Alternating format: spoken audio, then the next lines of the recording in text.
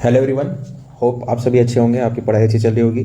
तो आज हम लोग स्टार्ट करने वाले कंप्यूटर नेटवर्क। ठीक है, तो कंप्यूटर नेटवर्क काफ़ी इंपॉर्टेंट टॉपिक है, अच्छे खासे क्वेश्चन पूछे जाते हैं हर एग्जाम में इससे, और काफ़ी समझने वाला कॉन्सेप्चुअल टॉपिक है। ठीक है, तो आज हम लोग कंप्यूटर नेटवर्क में क्या क्या पढ़ेंगे उसका कंटेंट देख लेते हैं। ठीक है, तो सबसे पहले हम लोग इंटरनेट के बारे में पढ़ेंगे कि इंटरनेट क्या है, उसका हिस्ट्री क्या है। ठीक है, उसके वो कैसे काम करता है, इंटरनेट काम करने का तरीका क्या है, कैसे सर्वर क्या होता है, कैसे यूज़र जो है रिक्वेस्ट भेजता है उसको रिस्पॉन्स मिलता है, उसके बारे में समझेंगे। फिर डेटा किस तरीके से ट्रांसफ़र होता है। ठीक है, अगर आप मान लो कि जैसे आपने किसी वेबसाइट को, जैसे अगर लेट से एग्जांपल लेते हैं www.zomato.com आपने सर्च किया। ठीक है, तो किस तरीके से डेटा जो है वो सर्वर तक जा रहा है, सर्वर से किस तरीके से आपको मिल रहा है डेटा, उस डेटा का ट्रांसफ़र होने का पूरा जर्नी के बारे में समझेंगे। ठीक है, उसके बाद आईपी एड्रेस पोर्ट्स के बारे में पढ़ लेंगे। फिर टाइप ऑफ नेटवर्क क्या होता है, कितने तरीके के नेटवर्क्स होते हैं, टोपोलॉजीज क्या होती हैं। ठीक है, ओएसआई मॉडल जो कि काफ़ी इंपॉर्टेंट है एग्जाम पॉइंट ऑफ व्यू से। इसमें 7 जो लेयर्स होते हैं, application layer, presentation layer, session layer, transport layer, network layer, data link layer, physical layer. ठीक है, तो इसके बारे में समझेंगे। देन पढ़ लेंगे क्लाइंट सर्वर आर्किटेक्चर में। ठीक है, कि कैसे जो है क्लाइंट जो है सर्वर से कम्युनिकेट कर पाता है, और इसमें हम एग्जांपल भी देख लेंगे कि कैसे अगर कोई वेबसाइट को हम खोलते हैं तो किस तरीके से सारा लेयर जो है वो एक दूसरे से कम्युनिकेट करता है, किस तरीके से चीज़ें काम करती हैं, इसके बारे में समझेंगे प्रैक्टिकली। फिर पढ़ लेंगे पीयर टू पीयर आर्किटेक्चर के बारे में। देन कंप्यूटर्स में किस तरीके से एक कंप्यूटर जो है वो सर्वर की तरह भी ऐड कर सकता है, क्लाइंट की तरह भी ऐड कर सकता है। ठीक है, और उन सब का इंटरकनेक्शन जो है वो कैसे होता है, और किस तरीके से ये पीयर टू पीयर आर्किटेक्चर की तरह काम करता है ना। फिर प्रोटोकॉल्स हैं, प्रोटोकॉल्स के बारे में देखेंगे। फिर नेटवर्क डिवाइसेस जो जो भी हैं, स्विचेस, ब्रिज, ठीक है, रिपीटर हो गया आपका, मॉडेम, राउटर, इसके बारे में सब समझ लेंगे। इनसे भी अच्छे खासे क्वेश्चन पूछे जाते हैं एग्जाम में। फिर देख लेंगे कि टाइप्स ऑफ कम्युनिकेशन क्या होता है, एंड फिर सिंप्लेक्स, डुप्लेक्स, हाफ डुप्लेक्स, इसके बारे में। फिर कुछ टर्म्स जो होते हैं कंप्यूटर नेटवर्क से रिलेटेड, मिसलिनियस टर्म्स, उसके बारे में समझेंगे। एंड लास्टली हम लोग वेब ब्राउजर्स को समझेंगे कि वेब ब्राउजर्स क्या होते हैं और किस तरीके से ये एक्ट करता है, किस तरीके से काम करता है। ठीक है, तो इस तरीके से हम ये पूरा ओवरऑल आपका कंप्यूटर नेटवर्क का पूरा जो है कंटेंट है, और इस तरीके से हम लोग कवर करने वाले हैं। और इसको पढ़ने के बाद आपको फिर कुछ पढ़ने का ज़रूरत नहीं पड़ेगा, बस आपको बस क्वेश्चंस लगाने हैं। जिस एग्ज़ाम की आप तैयारी करो उस एग्ज़ाम्स के प्रीवियस ईयर्स लगाओ। ठीक है, मॉक दो, और जो भी नया चीज़ अगर आपको पता चलता है, कोई फैक्ट आपको पता चलता है, तो उसका आप नोट मेकिंग कर सकते हो। ठीक है, और पढ़ने के साथ साथ आपको नोट मेकिंग भी करना है, और चीज़ों को बार बार रिवाइज भी करना है, क्योंकि जब तक आप रिवीजन नहीं करोगे, आप कितना भी अच्छी तरीके से समझ आओ कोई वीडियो, उससे कोई काम का नहीं है। Revision is the key. ठीक है, तो हम लोग स्टार्ट करते हैं। ठीक है, तो लेक्चर स्टार्ट करने के पहले सबसे पहले देख लेते हैं बेसिक टर्मिनोलॉजीज़। ठीक है, इसको देखना इसलिए ज़रूरी है क्योंकि आगे लेक्चर में जब मैं कुछ चीज़ों के बारे में डिस्कस करूँगा, कुछ टर्म्स के बारे में डिस्कस करूँगा, तो आपको जो है उसके बारे में एक बेसिक आइडिया पता रहना चाहिए। ठीक है, ताकि उस समय आपको कोई चीज़ें मतलब दिक्कत ना करे और चीज़ें समझ में आए। तो कुछ बेसिक टर्मिनोलॉजी में सबसे पहले तो हम लोग ये देख लेते हैं कि नेटवर्क क्या होता है। ठीक है, नेटवर्क, तो देखिए नेटवर्क क्या होता है कि जैसे फॉर एग्जांपल आपके रूम में कंप्यूटर है ना, कंप्यूटर है, प्रिंटर है, मोबाइल है, तो वो सब आपस में क्या है, इंटरकनेक्टेड अगर आप कर देते हो, आपस में वो सारी चीज़ें इंटरकनेक्टेड अगर रहती हैं, तो उन सारे चीज़ों को एज अ सिस्टम हम लोग नेटवर्क कहते हैं। जैसे कहने का मतलब ये है कि अगर मान लीजिए कि कंप्यूटर है आपके पास, ठीक है, आपने इसको कनेक्ट कर दिया है प्रिंटर के साथ, कंप्यूटर से आपका मान लीजिए कि एक और डिवाइस राउटर कनेक्टेड है लेट से। ठीक है, तो ये एज अ होल जो सिस्टम बना है, ये एज अ होल सिस्टम जो है इसको बोलते हैं नेटवर्क, है ना, इसको नेटवर्क कहते हैं। इन द सेम वे अगर मान लीजिए कि आपका रूम है, उसमें राउटर है, आपका एक अपना मोबाइल है, आपके भाई का डिवाइस मान लीजिए लैपटॉप है, वो सब एक दूसरे से कनेक्टेड है, तो ये अगर एज ए सिस्टम की बात करें तो ये नेटवर्क कहलाते हैं, नेटवर्क कहा जाएगा इसे। और इस चीज़ को लोकल एरिया नेटवर्क कहते हैं। ठीक है, जो एक छोटे से जगह पे अगर मान लीजिए कि कुछ सिस्टम्स, कुछ डिवाइसेस अगर कनेक्टेड हैं, ठीक है, तो उसको क्या बोलते हैं, लोकल एरिया नेटवर्क। अभी आगे पढ़ेंगे टाइप ऑफ नेटवर्क में, ठीक है, कि local area network, wide area network क्या होता है। अभी हम लोग बेसिक्स देख लेते हैं। ठीक है, तो फिर दूसरा नंबर पे देख लेते हैं कि इंटरनेट क्या होता है। इंटरनेट, तो इंटरनेट जो है वो आपका एक ग्लोबल सिस्टम है। ये क्या है, आपका एक ग्लोबल सिस्टम है। ठीक है, ग्लोबल सिस्टम, ठीक है, और इसको बोलते हैं network of networks, networks of networks. Networks of networks इसलिए कहते हैं कि जैसे मान लीजिए कि अगर आप पूरे एक बड़े एंटिटी की बात करें तो इसमें बहुत सारा नेटवर्क है, ठीक है, एक बहुत सारा सिस्टम जिसके अंदर बहुत सारे सब सिस्टम इंटरकनेक्टेड हैं। ये एक सिस्टम है जिसमें बहुत सारे डिवाइसेस इंटरकनेक्टेड है ना। ये सारे सिस्टम यानी कि अलग अलग नेटवर्क, जैसे मान लीजिए कि ये नेटवर्क 1 हो गया, ये नेटवर्क आपका 2 हो गया, ये आपका नेटवर्क 3rd हो गया, ठीक है। तो ये सारे नेटवर्क्स का एक दूसरे से इंटरकनेक्शन है, ठीक है, और इन सारे को एज अ सिस्टम जो है कहा जाता है इंटरनेट, ठीक है। अब देख लेते हैं कि वेव क्या होता है। वेव में क्या होता है ना कि जैसे आपका ये एक ऐसा सिस्टम है जिसमें आपके पास इस सिस्टम में डॉक्यूमेंट, फाइल्स, मीडिया, सारा चीज़ रहता है ना। इसको एज अ होल जो बोलते हैं सिस्टम को वेब, ठीक है। इसको हम लोग एक्सेस करते हैं via internet, accessed, can be accessed via internet, ठीक है। तो हमने पढ़ लिया नेटवर्क क्या होता है, इंटरनेट क्या होता है और वेब क्या होता है, ठीक है। अब इंटरनेट का कैसे ओरिजिनेशन हुआ था, ठीक है, इसके बारे में समझेंगे, इसकी हिस्ट्री के बारे में समझेंगे, कौन से फाउंडिंग मेंबर्स थे जिन्होंने इंटरनेट का आविष्कार किया, इसके बारे में समझेंगे, ठीक है। हिस्ट्री ऑफ इंटरनेट की अगर बात करें तो वर्ल्ड वॉर 2 के समय आपको पता होगा वर्ल्ड वॉर 2 में 2 पावर थी, एलाइड पावर और एक्सिस पावर, ठीक है। तो एलाइड पावर में कौन कौन थे, तो यूएसए, रसिया, चाइना, ब्रिटेन ये थे, और एक्सिस पावर में जर्मनी, जापान और इटली थी, ठीक है। तो जब वर्ल्ड वॉर 2 हुआ था तो उसमें जो एलाइड पावर था वो जीत गया था एक्सिस पावर से, ठीक है। बट क्योंकि रशिया और यूएसए जो था ना उनके बीच में कोल्ड वॉर स्टार्ट हो गया। क्यों स्टार्ट हो गया, क्योंकि दोनों के बीच में आइडियोलॉजी का डिफरेंस था, क्योंकि यूएसए जो था वो आपका लिबरल कंट्री था, रशिया जो था वो क्या है, कम्युनिस्ट कंट्री थी, ठीक है।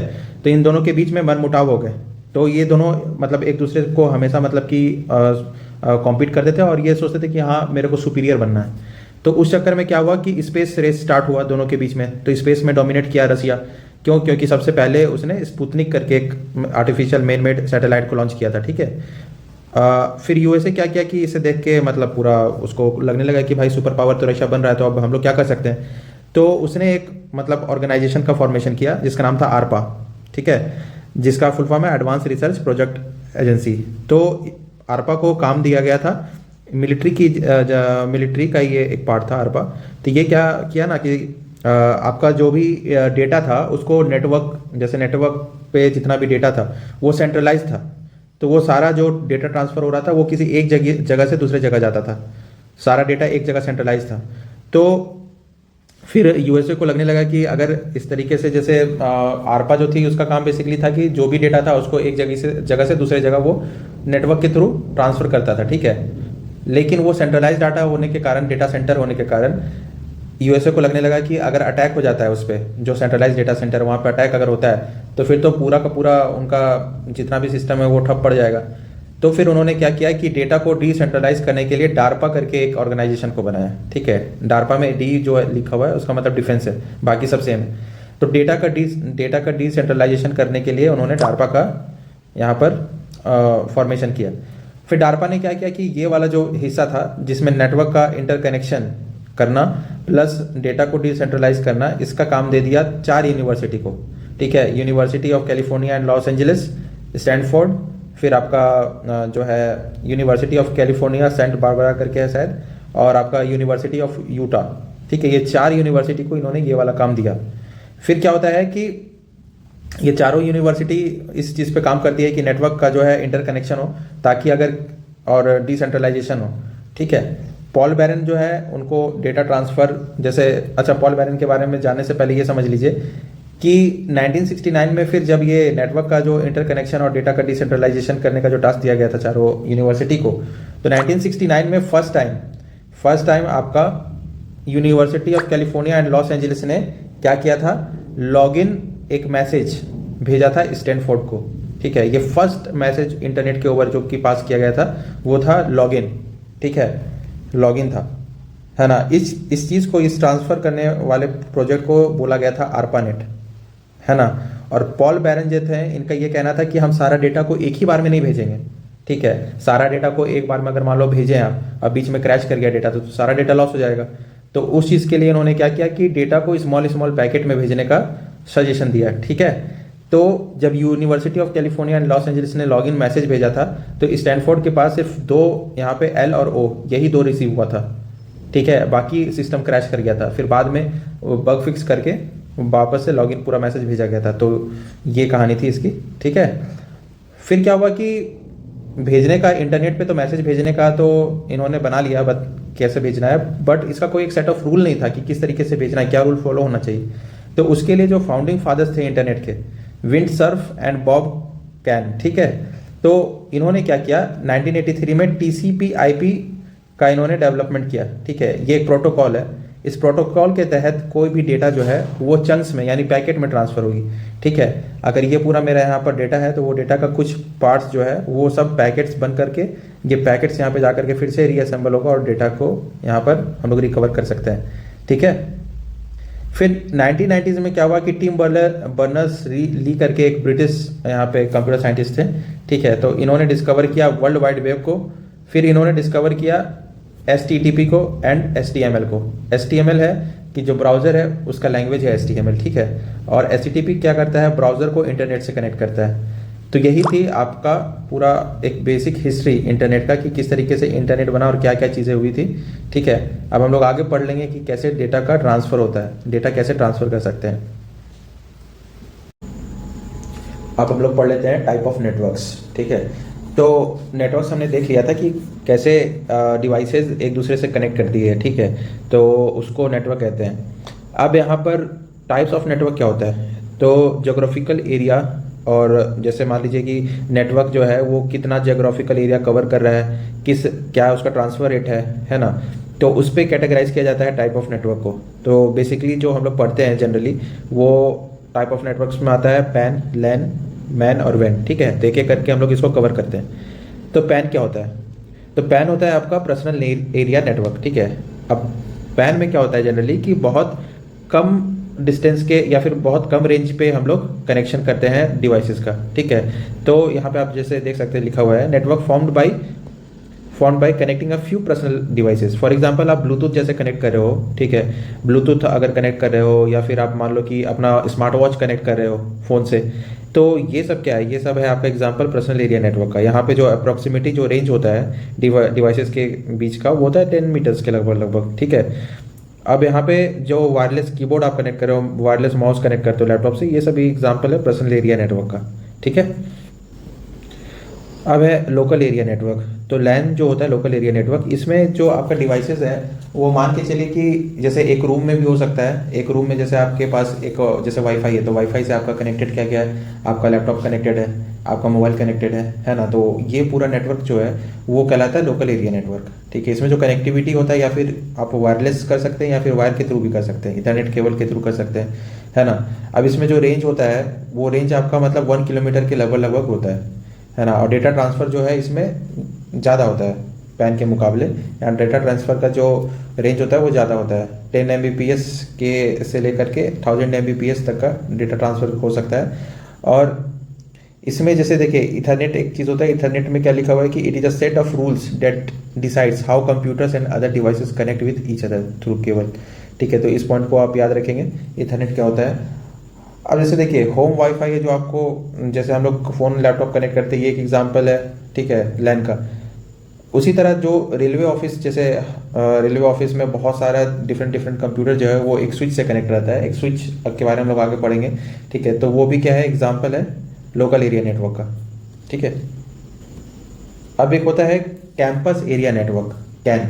तो कैंपस एरिया नेटवर्क में ऐसा समझिए, जैसे आप अगर किसी कॉलेज में मतलब अगर पढ़े हो तो आपको पता होगा कि एक एडमिनिस्ट्रेटिव बिल्डिंग होता है, ठीक है, कैंटीन एरिया होता है, आपका जो लैब होता है, लैब का एक अलग एरिया होता है, अलग अलग डिपार्टमेंट का अलग अलग बिल्डिंग रहता है, ठीक है। तो हर अलग अलग डिपार्टमेंट का अलग अलग जो बिल्डिंग होता है वो सब एक दूसरे से कनेक्टेड है, ठीक है। लेकिन मेन आपका जो जहाँ पर सर्वर रखा रहता है, या फिर जहाँ पे मेन जहाँ से कनेक्शन सारे अलग अलग बिल्डिंग का जो कनेक्शन होता है वो आपका मेन एडमिनिस्ट्रेटिव बिल्डिंग से होता है, ठीक है। या फिर जनरली कंप्यूटर साइंस वाला जो हमारा डिपार्टमेंट था जिस बिल्डिंग में, वहाँ से सारे में कनेक्शन किया हुआ था, सारे बिल्डिंग में। ठीक है, तो ये मल्टीपल बिल्डिंग जो होता है एक ही कैंपस में, वो एक दूसरे से कनेक्टेड रहते हैं। मतलब कि जो सेटअप होते हैं उसको बोलते हैं कैंपस एरिया नेटवर्क। ठीक है, ये जनरली विद इन एक ऑर्गेनाइजेशन में कैसे लैन्स, जो मतलब लोकल एरिया नेटवर्क, जैसे मान लो एक बिल्डिंग में पूरा नेटवर्क है डिवाइसेस का, तो एक तरीके से लैन ही है। ठीक है, तो अलग अलग टाइप ऑफ लेंस कैसे कनेक्टेड है विद इन वन ऑर्गेनाइजेशन, वो इसमें कैंपस एरिया नेटवर्क में देखा जाता है इस तरीके से। ठीक है, अब है मेट्रोपॉलिटन एरिया नेटवर्क। तो इसमें क्या होता है ना कि जो आपका जो डिफरेंट डिफरेंट लेंस है वो पूरे सिटी के अक्रॉस जो है वो कनेक्शन है सारे लेंस का। ठीक है, जैसे फॉर एग्जांपल अगर मान लो कि एक BSNL, जैसे यहाँ पे लिखा हुआ है BSNL का एग्जांपल है, तो BSNL अगर एक सिटी में है तो वो उसका जितना भी गवर्नमेंट ऑफिसेज होगा पूरे सिटी में, ठीक है, तो उसका कनेक्शन जो है वो एग्जांपल है मेट्रोपॉलिटन एरिया नेटवर्क का। या फिर जो केबल टीवी होता है, तो केबल टीवी का भी पूरे इस एक पर्टिकुलर सिटी में जिस तरीके से वो नेटवर्क है कनेक्टेड है एक दूसरे से, वो भी एग्जांपल हो सकता है मेट्रोपॉलिटन एरिया नेटवर्क का। ठीक है, इसमें जनरली एरिया जो मतलब एक्सटेंशन रहता है इस नेटवर्क में, ये होता है लगभग लगभग आपका 30 किलोमीटर टू 40 किलोमीटर, है ना। और डेटा ट्रांसफर रेट जो है वो मैन से कम होता है, मैन में कम होता है लैन से। ये याद रखिएगा कि डेटा ट्रांसफर जो रेट होता है वो मैन में कम होता है लैन से, है ना। अब है आपका वाइड एरिया नेटवर्क। तो वाइड एरिया नेटवर्क में क्या होता है कि जो आपका लैन मैन्स मतलब जितना भी है मेट्रोपॉलिटन एरिया नेटवर्क या फिर लोकल एरिया नेटवर्क, वो सब सारे नेटवर्क्स का इंटरकनेक्शन पूरे मतलब कंट्री के अक्रॉस में या फिर पूरे कॉन्टिनेंट के अक्रॉस में जो कनेक्शन होता है वो कहलाता है वाइड एरिया नेटवर्क। ठीक है, जैसे फॉर एग्जांपल इंडियन रेलवेज जो है, इंडियन रेलवेज का जितना भी स्टेशन है पूरे अक्रॉस द कंट्री, वो एक दूसरे से अगर कनेक्टेड है, ठीक है, तो उस पूरे कनेक्शन को, उस पूरे नेटवर्क को बोलेंगे वाइड एरिया नेटवर्क। और इंटरनेट ही इसका एक एग्जाम्पल है। जैसे यहाँ पे लिखा हुआ है कि इंटरनेट इज द लार्जेस्ट मतलब largest wide area network that connects million of lens from different continents. ठीक है, मिलियन ऑफ लेंस को कनेक्ट करता है इंटरनेट। ठीक है, तो वो भी एक kind of wide area network है।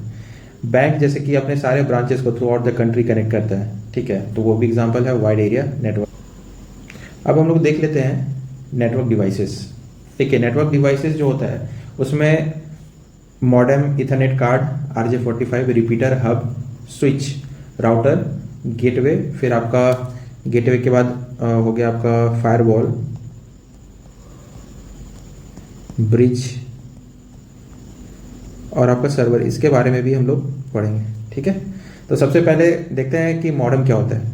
तो मॉडेम का फुल फॉर्म होता है मॉड्यूलेटर डीमॉड्यूलेटर। ठीक है, तो इसमें जनरली क्या होता है ना, इसमें जनरली होता है कि जैसे कंप्यूटर है, वो कंप्यूटर डिजिटल सिग्नल आपको देगा। ठीक है, तो डिजिटल सिग्नल जो है उसको यहाँ पे मॉड्यूलेट करते हैं एनालॉग सिग्नल में।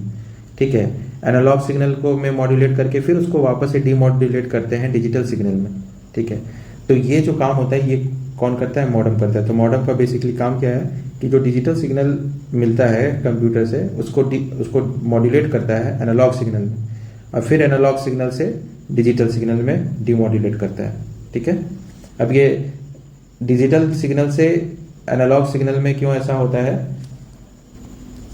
ऐसा इसलिए होता है क्योंकि जो आपका डिजिटल सिग्नल है, ठीक है, वो जो केबल से कनेक्टेड है, जो दो सिस्टम केबल से कनेक्टेड है, वहाँ पे इस केबल में डिजिटल सिग्नल ट्रैवर्स नहीं कर सकती है। उसके लिए आपको सिग्नल को एनालॉग सिग्नल में कन्वर्ट करना पड़ेगा। ठीक है, तभी वो एनालॉग सिग्नल केबल में ट्रैवर्स होकर के आपके दूसरे एंड तक पहुँचती है, दूसरे एंड के सिस्टम तक पहुँचती है। ठीक है, फिर उसको वापस से डीमॉड्यूलेट करके डिजिटल सिग्नल में कन्वर्ट किया जाता है। अब इथरनेट कार्ड क्या होता है, तो इथरनेट कार्ड को हम लोग नेटवर्क इंटरफेस कार्ड भी बोलते हैं, NIC। ठीक है, it is a network adapter use to set up wide network. ठीक है, it is a circuit board mounted on the motherboard of a computer. Motherboard में ये जनरली सिचुएटेड रहता है, और ये नेटवर्क अडेप्टर है जो कि वाइड नेटवर्क को सेटअप करने के लिए यूज होता है। जैसे कि मान लीजिए कि कोई कंप्यूटर है, उसको किसी नेटवर्क से कनेक्ट करना है। ठीक है, नेटवर्क से कनेक्ट करना है, इंटरनेट से कनेक्ट करना है, तो उसके लिए हमें ज़रूरत पड़ेगा इथरनेट केबल का, है ना। तो इथरनेट केबल क्या करता है, कनेक्ट करता है कंप्यूटर को नेटवर्क से थ्रू नेटवर्क इंटरफेस कार्ड, और each network interface card has MAC address. MAC address क्या होता है अभी आगे देखेंगे। ठीक है, which helps in uniquely identifying the computer on the network. जैसे कोई भी कंप्यूटर है वो नेटवर्क पे उसको कैसे आइडेंटिफाई करेंगे, नहीं तो सारा आइडेंटिकल अगर होगा तो फिर तो बहुत दिक्कत हो जाएगा कि कौन सा नेटवर्क पे कौन सा डिवाइस है, कहाँ पर है, ठीक है, ये पहचानने में।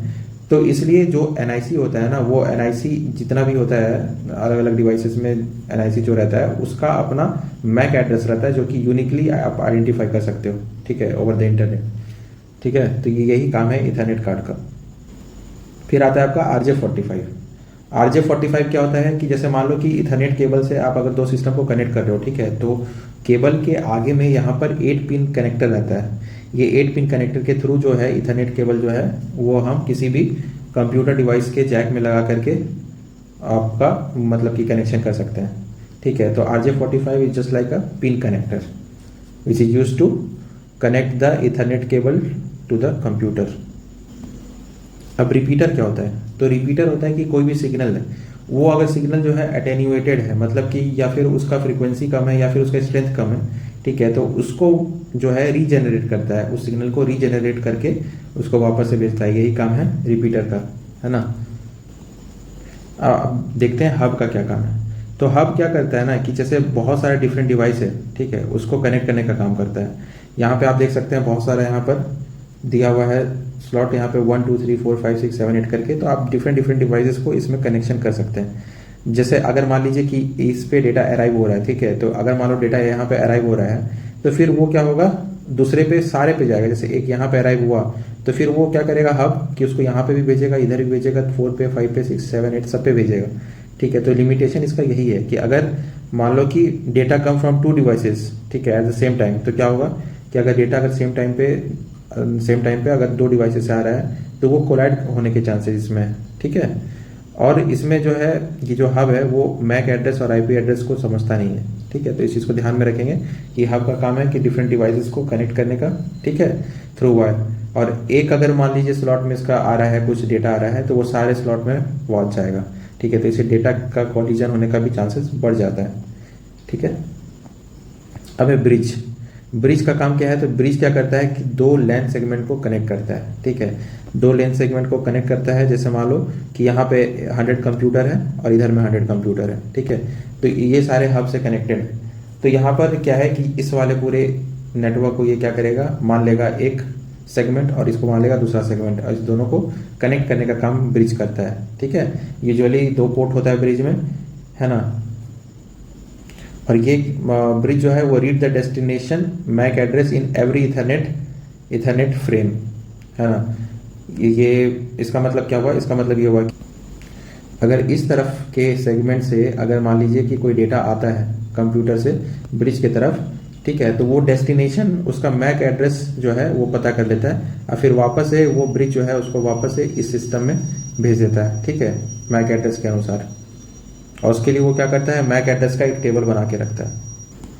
अब स्विच का क्या काम है? स्विच का काम क्या होता है कि ये सेंट्रल रोल प्ले करता है किसी भी लोकल एरिया नेटवर्क में। इसका मतलब क्या हुआ कि अलग अलग डिवाइसेस को कनेक्ट करने का काम करता है, डिफरेंट मल्टीपल डिवाइसेस को कनेक्ट करने का काम करता है ना। यहाँ पे डेटा अगर जैसे मान लो अराइव हुआ तो स्विच क्या करेगा कि वो डेस्टिनेशन एड्रेस जो है एक्सट्रैक्ट कर लेता है, जो डेटा पैकेट से यहाँ पहुँचता है उससे डेस्टिनेशन एड्रेस जो है एक्सट्रैक्ट कर लेता है, और क्या करता है कि सिग्नल को उसी सेलेक्टेड डिवाइस पे भेजता है जहां पर डेस्टिनेशन एड्रेस रहता है, मतलब कि है वहीं पर सिग्नल जाएगा। जैसे हब में क्या होता था कि किसी एक अगर स्लॉट पे डेटा आ रहा है तो वो सारे स्लॉट पे चला जाएगा, लेकिन यहाँ पे नहीं है, वो डेस्टिनेशन एड्रेस को पकड़ के और फिर वहीं पे जाता है डेटा, ठीक है।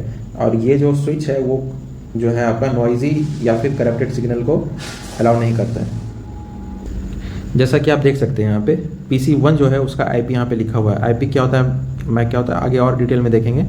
तो PC1 का जो IP है और मैक यहाँ पे दिया हुआ है, यहाँ से क्या हुआ, एक डेटा यहाँ से हम लोग सेंड किए, ठीक है, एक या फिर फ्रेम मान के चलो, फ्रेम भी क्या होता है ये आगे बताएंगे। तो यहाँ PC1 से जो है डेटा निकला, ठीक है। ये डेटा जो है इसका डेस्टिनेशन कहाँ है, ये डेस्टिनेशन है आपका PC4, ठीक है, PC4। तो अब क्या है कि PC1 से डेटा निकला और उसके पास डेस्टिनेशन है, तो डेस्टिनेशन है तो ब्रिज क्या करेगा, ठीक है, ब्रिज जो है उसको वहाँ पे ले जा करके भेज देगा जहाँ पे उसका डेस्टिनेशन है, ठीक है। और डेस्टिनेशन और उसका मैक एड्रेस लेकर के वहाँ पे डेटा को भेज देगा, ठीक है। जैसे यहाँ पे देखिए ये आपका कहाँ से डेटा भेज रहे हैं और इसका डेस्टिनेशन क्या है, ये डेस्टिनेशन यहाँ पर लिखा हुआ है, ठीक है। अब देखिए सर्वर क्या होता है। तो server it is a computer who job is to provide service और डेटा टू अदर कंप्यूटर। जैसे फॉर एग्जांपल आप इसको समझना चाहो तो आप ऐसे समझो कि आप इमेजिन करो कि आपका जो कंप्यूटर है, ठीक है, तो कंप्यूटर सिस्टम में, आपका कंप्यूटर सिस्टम में क्या है, मॉनिटर है, कीबोर्ड है, माउस है, प्रिंटर है, सीपीयू है। तो आपको क्या करना है कि वो सारा चीज़ को हटा के सीपीयू को सिर्फ छोड़ देना है, ठीक है। और सीपीयू को अगर मैं इंटरनेट के ऊपर अगर कनेक्ट कर दूं, ठीक है, नेटवर्क उसका इस्टेब्लिश कर दूं, तो वो जो सीपीयू है वो उसी तरीके से होता है हमारा सर्वर, ठीक है। तो सर्वर का काम क्या होता है ना कि वो स्टोरेज करता है, रिसोर्सेज का स्टोरेज करता है, और उस रिसोर्सेज जो भी स्टोरेज किया हुआ है वहाँ से वो डेटा को वापस फ्लो करवाता है, ठीक है, या फिर रिस्पॉन्स प्रोवाइड करता है। जैसे मान लो आप यूट्यूब खोले, तो यूट्यूब खोलने से आपको बहुत सारा वीडियोस का सजेशन है, आपने किसी वीडियो पे क्लिक किया, तो अब जो है वो यूट्यूब सर्वर पे रिक्वेस्ट जा रहा है कि भाई ये फलना बंदा जो है जिसका लॉगिन आईडी है, इसने ये वीडियो प्ले करने के लिए बोला है, ठीक है। और ये जो डेटा जाएगा वो पूरे एक साथ नहीं जाता है, वो चंक्स में जाता है, ठीक है। तो यहाँ पर जो मतलब कि यूट्यूब से आपने सर्च किया जो, तो यूट्यूब से सर्च करने से क्या होगा कि धीरे धीरे वो डेटा जो है वो फ्लो करेगा आगे, ठीक है, और आपके फ़ोन पे वो वीडियो चलेगा। तो ये जो वीडियो है वो उसका स्टोरेज कहाँ पे, सर्वर पे, ठीक है। अब देख लेते हैं राउटर का काम क्या होता है, ठीक है। तो राउटर का काम जैसे मान लो सबसे पहले कि जो भी डिवाइसेस इंटरनेट पे कनेक्ट है ना, इंटरनेट से कनेक्टेड है, तो वो सारे डिवाइसेस के बीच का जो कम्युनिकेशन है वो राउटर के थ्रू हम लोग करते हैं। जैसे फॉर एग्जांपल अगर आप अपने डिवाइस से, जैसे मान लो कि आपका, जैसे यहाँ पे देखो आपका डिवाइस का आईपी एड्रेस आपको यहाँ पे दिया हुआ है ना, 192.168.1.2, और मैक एड्रेस भी दिया हुआ है। अब आपने कोई एप्लीकेशन खोला, लेट्स से व्हाट्सएप खोला, ठीक है, तो इस डिवाइस में जो है वाईफाई चिप लगा हुआ रहता है, ठीक है, तो इस या फिर उसको वाईफाई एडेप्टर भी कहते हैं, जिसके कारण क्या होता है कि ये डेटा जो आप यहाँ से भेज रहे हो एप्लीकेशन खोल करके, व्हाट्सएप जैसे खोले और यहाँ से आपने कुछ मैसेज टाइप किया, तो वो मैसेज जो है वो उस वाईफाई एडेप्टर के कारण क्या होगा, रेडियो वेव के थ्रू आपके वाईफाई तक जाएगा, राउटर तक जाएगा, ठीक है। और राउटर में एंटीना होता है, ये जो आप देख रहे हैं ना, इसको एंटीना बोलते हैं, ये एंटीना से वो रिसीव होगा, ठीक है। अब देखिए कि जब भी कोई डिवाइसेस को हम इंटरनेट से कनेक्ट करते हैं, ठीक है, लेट्स से अगर राउटर से कनेक्ट किए और राउटर के वाईफाई से कनेक्ट किए, तो राउटर के अंदर खुद का एक सर्वर होता है जिसको DHCP सर्वर बोला जाता है, ठीक है, DHCP सर्वर। अब ये सर्वर के कारण क्या होगा कि उस डिवाइस को प्राइवेट IP एड्रेस असाइन हो जाएगा, ठीक है। उस जो नेटवर्क डिवाइस जो है वो कनेक्ट हुआ है, जो डिवाइस जो है वो नेटवर्क पे जो कनेक्ट हुआ है, इंटरनेट पे कनेक्ट हुआ है, उसको वाईफाई जो राउटर है आपका वो क्या करेगा, उसके पास अपना खुद का सर्वर होता है DHCP सर्वर, उसके थ्रू प्राइवेट IP असाइन करता है, ठीक है। अब जो आपने डिवाइस से मैसेज किया था ना, वो जो मैसेज है उस एक चंक्स में जाएगा, वो एक ही साथ पूरा नहीं जाएगा, वो चंक्स में जाएगा, तो उसका पैकेट्स बनेगा, ठीक है।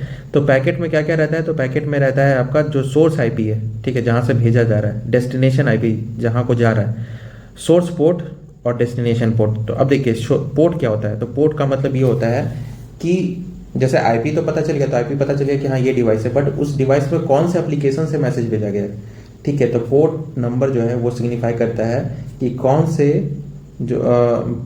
एप्लीकेशन से डेटा भेजा गया है, ठीक है। अब DHCP सर्वर से जो है उस डिवाइस को प्राइवेट IP असाइन हो गया, ठीक है। प्राइवेट IP असाइन होने से जो राउटर है अब क्या करेगा कि नेट अप्लाई करेगा। नेट अप्लाई करने का मतलब है, नेट का मतलब है network address translation. Network address translation के तहत क्या करता है कि जो आपका प्राइवेट IP है, जो डिवाइस का प्राइवेट IP है, क्योंकि उसको इंटरनेट पे कोई पहचानता नहीं उस प्राइवेट IP को, तो राउटर जो है उस प्राइवेट IP को पब्लिक IP में कन्वर्ट करता है। जैसे बिफोर नेट, यहाँ पे जैसे आप देख सकते हैं, बिफोर नेट सोर्स IP जो था 192.168.1.2 था, लेकिन आफ्टर नेट सोर्स IP जो है वो बदल गया, ठीक है। उसको प्राइवेट IP को पब्लिक IP में बदलने का काम किया कौन, राउटर, ठीक है ना। अब जो है वो आपका पैकेट जो था, जो मैसेज का पैकेट था, उसमें आपको प्राइवेट IP जो था उसको पब्लिक IP में कन्वर्ट कर दिया गया। अब जो है वो इंटरनेट के थ्रू आपके सर्वर तक जाएगा, ठीक है, सर्वर तक जाएगा। और सर्वर से फिर क्या होगा कि सर्वर से एक रिस्पॉन्स निकलेगा, क्योंकि आपने रिक्वेस्ट भेजा था तो रिस्पॉन्स निकला। वो रिस्पॉन्स जो है वो पब्लिक IP, जो राउटर का पब्लिक IP है वहाँ तक जाएगा, ठीक है। तो रिस्पॉन्स जो है राउटर के पब्लिक IP तक पहुँच गया।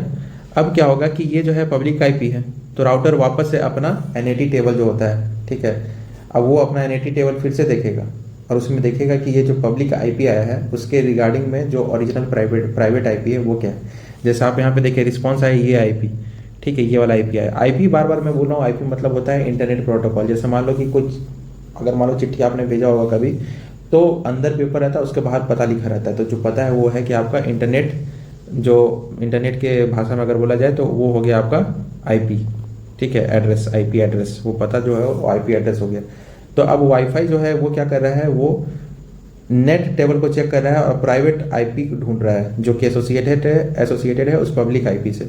तो मान लीजिए कि मेरा पब्लिक आईपी ये जो आया था उससे एसोसिएटेड आपका जो है प्राइवेट आईपी मेरे को मिल गया। अब ये मिलने के बाद क्या होगा कि जो प्राइवेट आईपी है, अब राउटर पूछेगा कि कौन है ये भाई, ये जो प्राइवेट आईपी मिला है वो कौन है, वो डिवाइस कौन सा है। तो उसके लिए फिर राउटर जो है एआरपी प्रोसेस करता है, ARP process, address resolution protocol, ठीक है। तो इससे क्या होगा कि जो आपका प्राइवेट आईपी था, ठीक है, तो उससे एसोसिएटेड जो मैक एड्रेस है वो पता चलेगा, ठीक है। तो मैक एड्रेस पता चलने से जैसे ये उसी तरीके से है कि जो रिस्पॉन्स है या फिर जो डेटा आपको चाहिए वो आपके मोहल्ले तक आ गया। अब आपके जो वहाँ पर रहते हैं चौकीदार, वो आपको बता देंगे कि हाँ इस सेक्शन में चले जाओ, इस ब्लॉक में जाकर के डिलीवर कर देना, लेकिन गेट नंबर उनको याद नहीं है तो गेट नंबर नहीं बताएंगे, ठीक है। तो उसी तरीके से आपका क्या होगा कि यहाँ पे आरपी प्रोसेस से जो आपका प्राइवेट आईपी है उसके थ्रू हम लोग फाइंड करेंगे मैक एड्रेस। मैक एड्रेस जब पता चल जाएगा तो फाइनली मैसेज उस पर्टिकुलर डिवाइस तक पहुंच जाएगा, ठीक है। तो ये है पूरा राउटर का काम।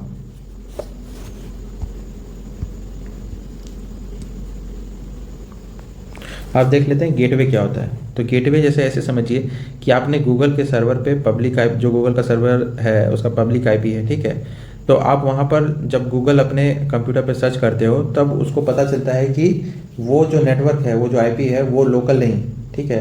तो लैपटॉप जो है वो चेक करेगा कि डेस्टिनेशन क्या है इस आईपी का, और उसको क्या करेगा कि डायरेक्ट नहीं सेंड करके वो देखेगा कि चेंज है। वो जब देखेगा कि वो चेंज है तो वो उसको डायरेक्ट ना भेज करके सर्वर के पास, गूगल के सर्वर के पास, उसको डिफ़ॉल्ट गेटवे के पास भेजेगा। डिफ़ॉल्ट गेटवे का मतलब यहाँ पे राउटर है, ठीक है। डिफ़ॉल्ट गेटवे के पास पहुँचेगा, फिर वहाँ से वो जो है उसको आगे सर्वर की तरफ, गूगल के सर्वर की तरफ भेजेगा, ठीक है। तो इसका मतलब यही हो गया गेटवे का कि it is a network device that connects one network to another and serves as the default path for sending data outside the local network, ठीक है। तो गेटवे का काम यही है कि वो उसको अगर लगेगा कि जो पब्लिक आईपी है वो आउटसाइड ऑफ लोकल नेटवर्क है, तो वो क्या करेगा कि सबसे पहले मतलब कि देखेगा कि उसका डेस्टिनेशन क्या है, ठीक है, और डायरेक्ट पैकेट डेस्टिनेशन पे ना भेज करके वो सबसे पहले डिफ़ॉल्ट गेटवे के पास भेजेगा जिसका नाम है अभी राउटर, ठीक है। अब देख लेते हैं कि फायरवॉल का काम क्या होता है। तो फायरवॉल का काम क्या है कि अ नेटवर्क सिक्योरिटी डिवाइस और software that monitors, filters and controls incoming and outgoing network traffic. इसका मतलब यह है कि सबसे पहले जो है, अगर आप मतलब कि कोई वेबसाइट को अगर ओपन करते हो तो ओपन करने के पहले जो है, इंटरनेट से कनेक्ट करने के पहले वो ये मतलब जानना चाहता है कि भाई वो फायरवॉल से प्रोटेक्टेड है कि नहीं। तो फायरवॉल से प्रोटेक्टेड होने का मतलब क्या होता है कि जो भी फायरवॉल से अगर प्रोटेक्टेड है तो जो भी रिक्वेस्ट या इनकमिंग मैसेज आ रहा है तो वो डायरेक्ट नहीं जाएगा सर्वर के पास, बीच में फायरवॉल के पास जाएगा। और फायरवॉल क्या करेगा कि उस डेटा का, उस पैकेट का क्या करेगा, मॉनिटरिंग करेगा, ठीक है, उसको फिल्टर करेगा और जो भी नेटवर्क ट्रैफिक अगर वहाँ पे कंजेशन है तो उसको क्लियर करेगा। तो फायरवॉल का काम यही है कि वो क्या है, आपका सेफ्टी पर्पज़ के लिए यूज़ होता है ना। इसमें कोई भी रिक्वेस्ट जा रहा है तो वो डायरेक्ट ना जा करके फायरवॉल के थ्रू जाता है, और फायरवॉल मतलब कि चेक कर लेता है कि जो भी मतलब कि पैकेट अगर जो पार हो रहा है तो वहाँ पे पर्टिकुलर जो भी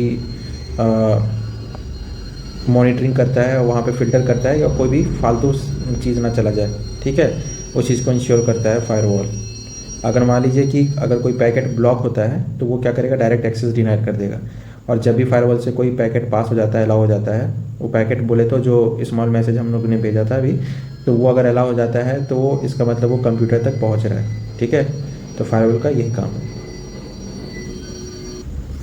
अब देख लेते हैं मैक एड्रेस और आईपी एड्रेस क्या है। तो मैक एड्रेस क्या होता है, तो मैक एड्रेस का जो काम है वो क्या है कि कोई भी फिजिकल हार्डवेयर जो है उसको यूनिक एड्रेस देता है। और ये एड्रेस कैसे देता है, ये एड्रेस देता है नेटवर्क जो भी मतलब एड्रेस रहता है वो असाइन रहता है आपका नेटवर्क इंटरफेस कार्ड पे।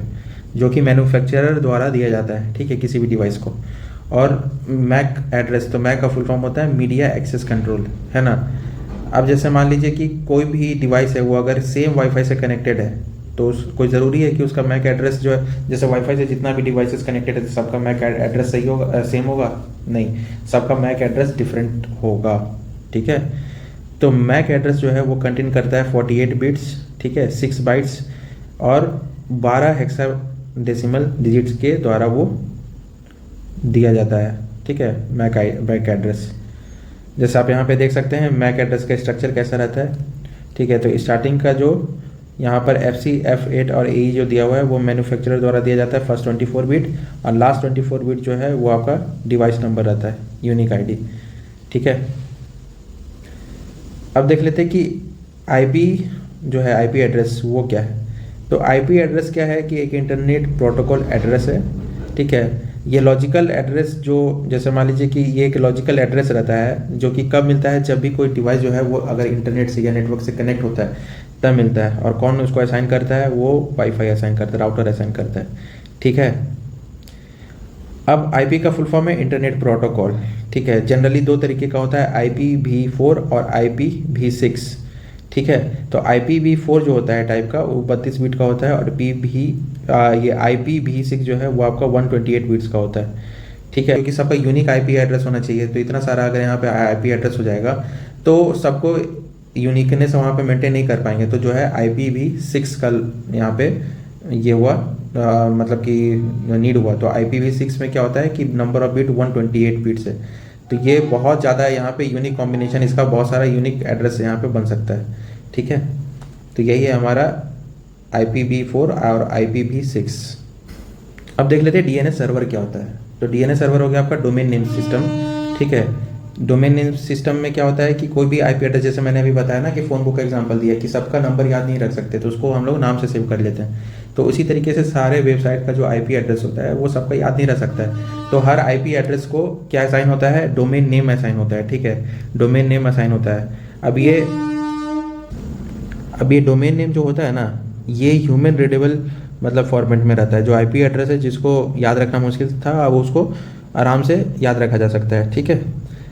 तो यहाँ पर बहुत सारे एक्सटेंशंस भी होते हैं डोमेन के, जैसे .com का क्या हो गया? कॉमर्शियल, ठीक है। .org का हो गया ऑर्गेनाइजेशन, .net का नेटवर्क, .edu का एजुकेशन से रिलेटेड एक्सटेंशन है वेबसाइट का, ठीक है ना। .gov हो गया आपका कि गवर्नमेंट रिलेटेड वेबसाइट का जो एक्सटेंशन है डोमेन नेम का वो gov होता है। MIN मिलिट्री का होता है, INT इंटरनेशनल का हो गया, है ना।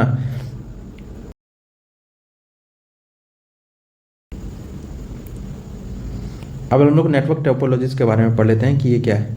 तो जितने भी कंप्यूटर नेटवर्क्स थे ना, सबका जो अरेंजमेंट होता है, ठीक है, तो अरेंजमेंट के हिसाब से अलग अलग टोपोलॉजी बनता है, ठीक है ना। तो जो नेटवर्क टोपोलॉजी जो जनरली हम लोग स्टडी करते हैं उनमें से है आपका मेश टोपोलॉजी, रिंग टोपोलॉजी, बस टोपोलॉजी, स्टार टोपोलॉजी और ट्री टोपोलॉजी, ठीक है। तो सबसे पहले देख लेते हैं मेश टोपोलॉजी क्या होता है।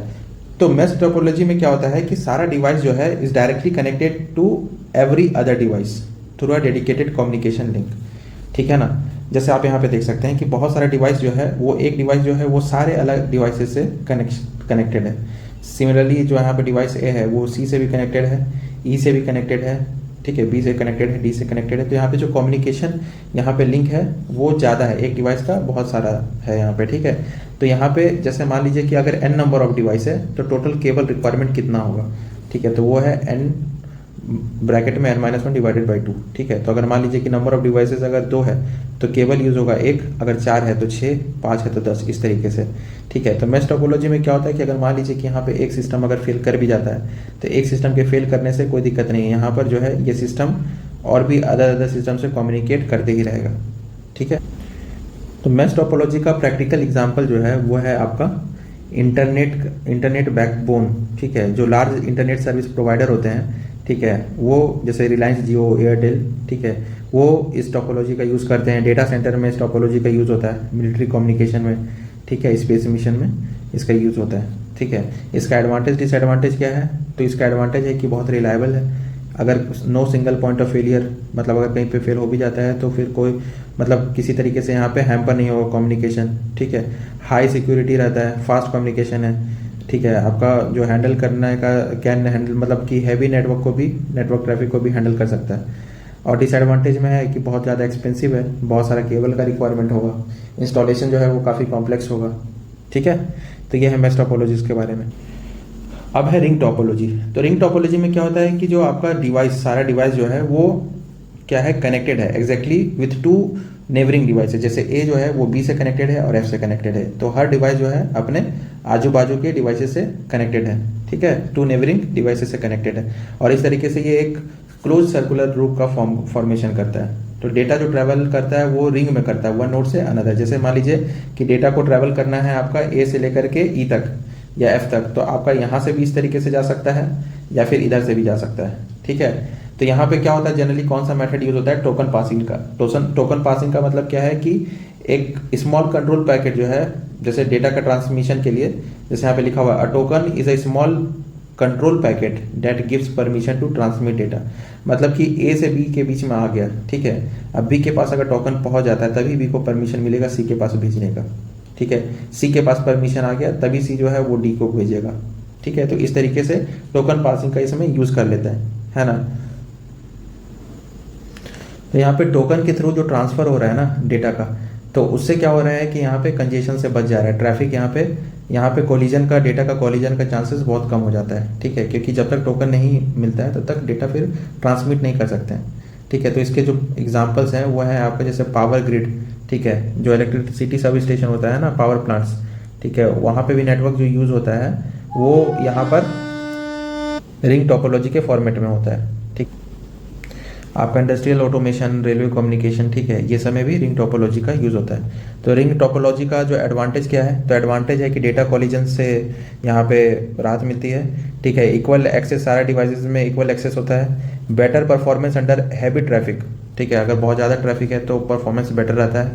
और आपका लेस केबल यहाँ पे यूज़ होता है मैश टोपोलॉजी के हिसाब से।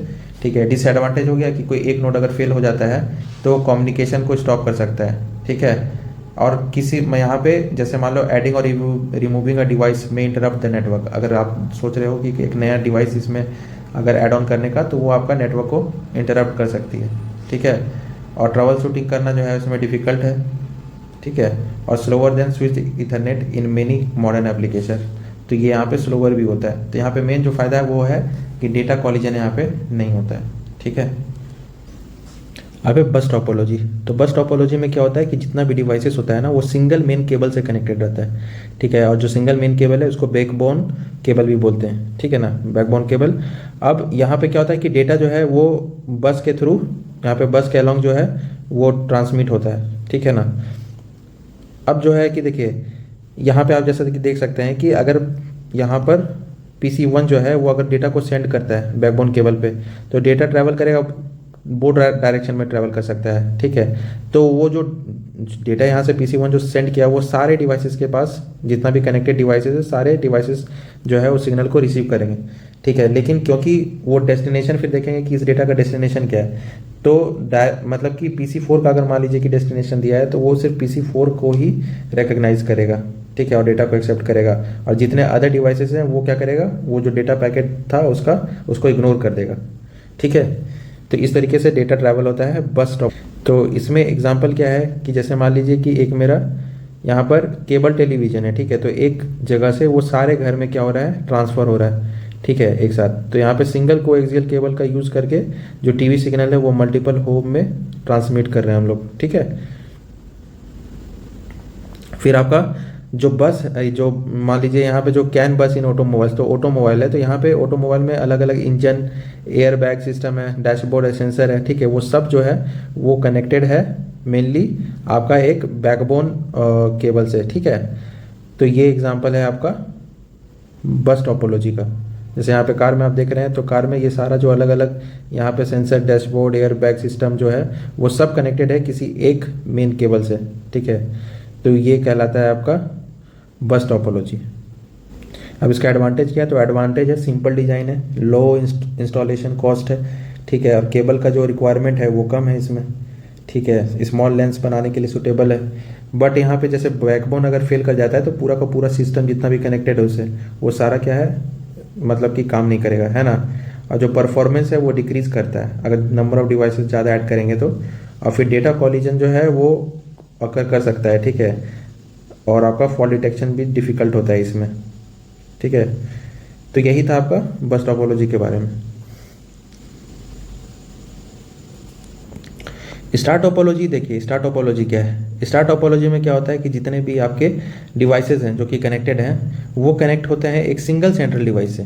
यहाँ पे देखिए सिंगल सेंट्रल डिवाइस है, उससे सारे अलग अलग जो है कंप्यूटर कनेक्टेड हैं, ठीक है। तो इसमें डेटा ट्रांसफ़र कैसे होता है, ठीक है। तो सबसे पहले अगर मान लीजिए PC1 को भेजना है डेटा PC3 को, तो PC1 जो है वो डेटा जो है स्विच को भेजेगा, और स्विच जो है वो चेक करेगा कि डेस्टिनेशन मैक एड्रेस क्या है, ठीक है। तो स्विच फिर वो डेटा को PC3 के तरफ फॉरवर्ड कर देगा और PC3 को डेटा मिल जाएगा। यही काम है आपका, जैसे मान लीजिए यही होता है आपका जैसे स्विच में, ठीक है। और ये जो स्विच है वो आपका मेन, जैसे मान लीजिए कि ये मेन हब की तरह काम कर रहा है आपका, या फिर सिंगल सेंट्रल डिवाइस की तरह काम कर रहा है स्टार टोपोलॉजी के अंतर्गत, ठीक है। अब इसका एग्जांपल क्या हो गया, एग्जांपल हो गया जैसे मान लीजिए आपका ऑफिस का लैन है, all computer printer and server are connected to central switch, ठीक है। उसी तरह आपका होम वाईफाई है, mobile laptop smart TV printer all connect to wifi router. तो वाईफाई राउटर एक क्या कर रहा है, तो यहाँ पे ये वाईफाई राउटर का काम यहाँ पे क्या हो रहा है, वो एक सिंगल जो है आपका सेंट्रल डिवाइस की तरह से काम कर रहा है, ठीक है।